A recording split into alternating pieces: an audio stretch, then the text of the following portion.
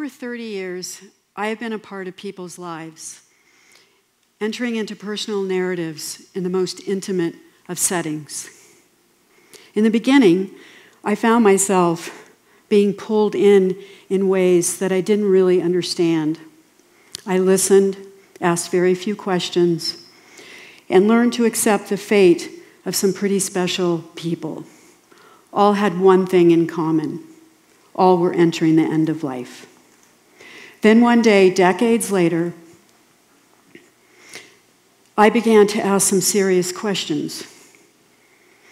There's one universal truth that underlies every human story, and that is somewhere in the end of our life story, we will all die.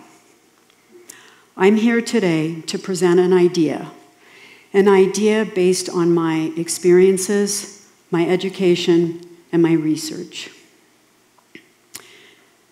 Death entered early into my life experience. And if anyone had asked me when I was a young girl if this was all okay, I would have said no. 10 years ago, I received a phone call from Florida. My father had fallen. The result, a broken neck. During a phone conversation with him, I heard him say wearily, "Kate, I cannot do this." And I knew exactly what he meant. So I flew to Florida to be with him. He was now in ICU. And during an impromptu end-of-life dialogue, the question was posed, "Dad, do you want to die?" With a ventilator in place, paralyzed from the waist down, he nodded an affirmative yes, and then began to cry uncontrollably. It would take my father 7 long weeks to die an institutional death, a death gone wrong, a travesty. 4 years ago, after my mother was diagnosed with metastatic cancer, she returned home, sat down in her favorite chair in her living room, looked at me and said, "I just want everyone to let me die. My oversoul is calling me home." Her smile held the wisdom of soul. 9 months later, my mother would slip away at home and on her own terms. A death well done. My parents' deaths changed me, informed me, and expanded my worldview. When I got back from my father's funeral, I kept thinking, there's got to be another way. There's got to be a better way.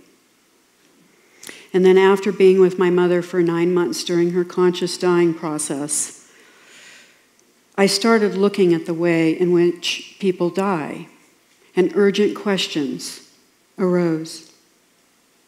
Why are we not having deeper conversations with our loved ones ahead of time?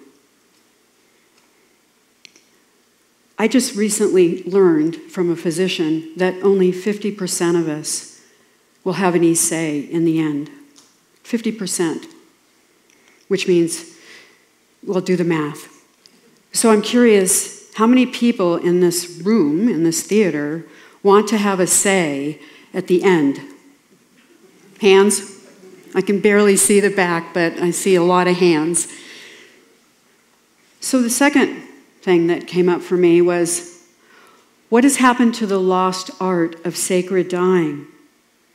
It used to be that we cared for our loved ones at home, lovingly and tenderly, to include death care. And then the next question was, why is there not a place here in this incredible valley, the Wood River Valley, to have a guest house for people to go to at the end of their life. Something better. Several weeks ago, while seated in a waiting room in Ketchum, my friend Leslie to my left, I looked up at the painting across from us, and I was pulled into it. And I said, Leslie, imagine driving up through property just like that. The flowers, the running creek, to a home where you will go and live out the remainder of your days, being lovingly cared for on every level. Well, what happened next took me by complete surprise. Leslie pulled out her tablet, her boogie board, and wrote one word. It read, guest. And I asked, you want to be a guest in the guest house? And she nodded yes. You see, Leslie is entering her 4th year with ALS. She is showing up ahead of time. She has a say right now in what she wants. So this vision of mine that came in, really dropped into my heart and my mind 2 years ago, is very, very real for me. And I am going to ask all of you to envision a beautiful space right here in our community where people that want this differently, to think about ways that you can individually help support this dream come true, not only for Leslie, but for every one of us that really does want to seek something different at the end of our story. A special place where actually our stories still matter until our final breath and beyond.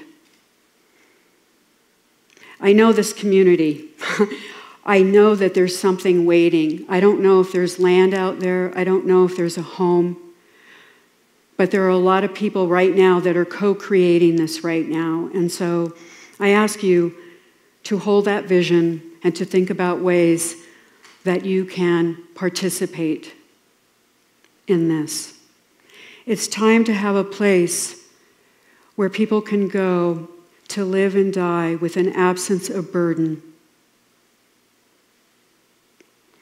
And a place where life and death is honored. Thank you.